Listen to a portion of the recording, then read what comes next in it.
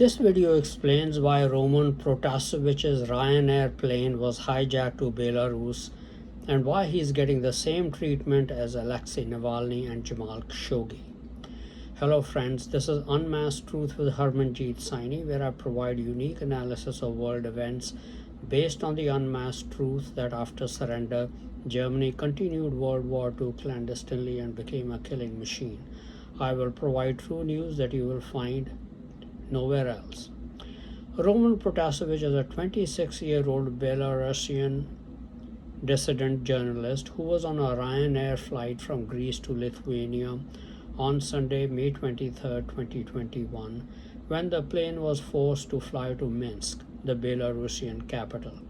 A Belarus fighter jet was scrambled to force the Ryanair plane to land in Minsk, where Protasevich was arrested.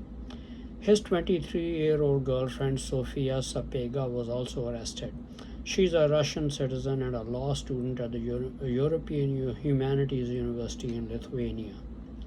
The move by Belarus was condemned by European leaders and called a hijacking by some of them. CNBC reported on Monday, May 24, 2021, that European Commission President Ursula von der Leyen said via Twitter on Sunday that the outrageous and illegal behavior of the regime in Belarus will have consequences, adding those responsible must be sanctioned. If ever there was an ironic statement, this one definitely takes the cake. A German calling the behavior of another nation outrageous and illegal and calling for sanctions. CNBC continues. The European Union has also called for the immediate release of Protasevich and said it would discuss the appropriate action to take. The US echoed calls for the immediate release of Protasevich and said it condemned the forced diversion of the flight. Granted that Belarus President Alexander Lukashenko is no saint and has ruled the country since 1994, his re-election in August 2020 was condemned as massively rigged by the opposition and led to nationwide demonstrations, which were put down by the police with the detention of thousands and dozens being sentenced to jail terms after that. Protasevich was born a year after Lukashenko came to power, so he is the only leader of Belarus he has known. BBC reports that Protasevich's anti-Lukashenko activities go back to 2011.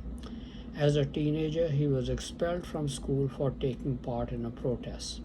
He was later admitted to the journalism department of Belarusian State University, but expelled from there too. He left Belarus in 2019 for fear of being arrested, and in January 2020 applied for Polish citizenship. His parents moved to join him in Poland in August 2020. In Poland, he co-founded and edited the online news service Nexta and sister channel Nexta Live, which garnered 2 million subscribers on the messenger app Telegram. During the protests following Lukashenko's re-election, internet access was blocked in Belarus and media coverage of the protests was heavily restricted. At that time, Nexta played a key role in broadcasting footage of the mass protests to guide and coordinate the protesters' activities. Later, Protasevich relocated to Vilnius, the capital of Lithuania, where Belarusian opposition leader Svetlana Tikhanovskaya, who was regarded by the opposition as the real winner of the election, had also sought refuge.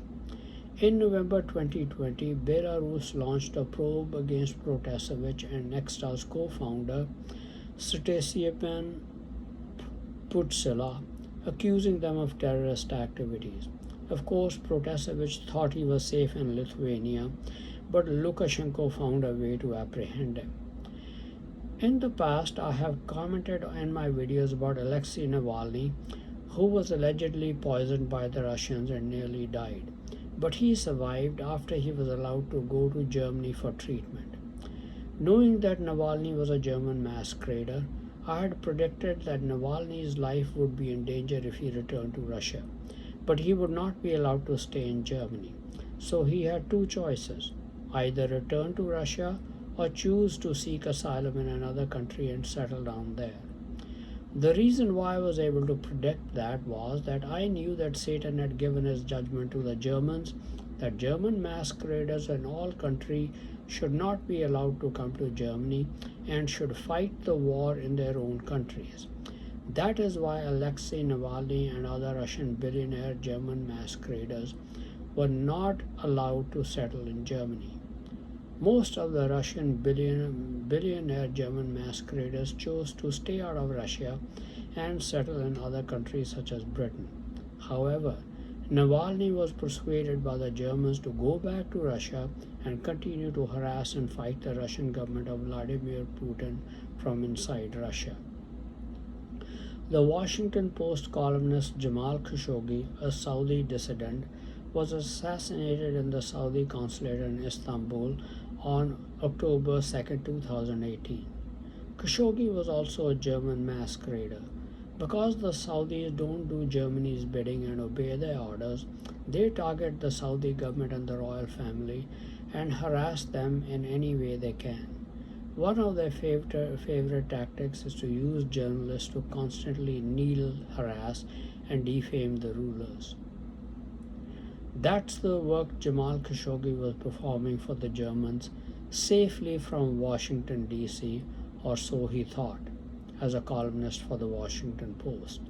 But the Saudis found a way to deal with that German masquerader by luring him to the Saudi consulate in Istanbul, Turkey, and strangling him to death and cutting up his body in two pieces.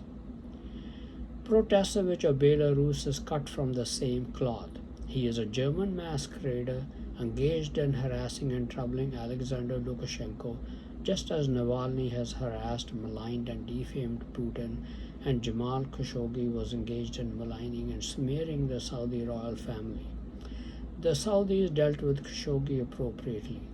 I am sure the Russians will deal with Navalny in their own way, and so will the Russians deal with Protasevich by putting an early end to his miserable life. If any nation's leaders will not do the Germans' bidding by becoming their alliance partners, then the Germans will harass and trouble those leaders and plot to bring to power those opposition leaders in that country who will join their global alliance. It is a no-holds-barred fight which includes slander, vilification, use of threats, violent protests, and even murder. They will never let any leader function in peace unless he or she is aligned with them. They have German masqueraders in all white countries and alliance partners in other countries to carry out such activities incessantly. The only way to get rid of them is to exterminate them. As long as they live, they will not let you live in peace and work in peace if you are not part of their alliance. Or they'll keep inventing ways to steal your wealth or impoverish you and continue to heap as much pain, suffering, and anguish as they can on you. I think Belarus has taken the right steps in dealing with Protasevich. This should be a warning to all German masqueraders around the world that their tactics are known and the world cannot take it from them any longer without retaliating, so that they are not able to carry on spreading their evil from nation to nation to almost every nation on earth. Thank you very much for watching this video.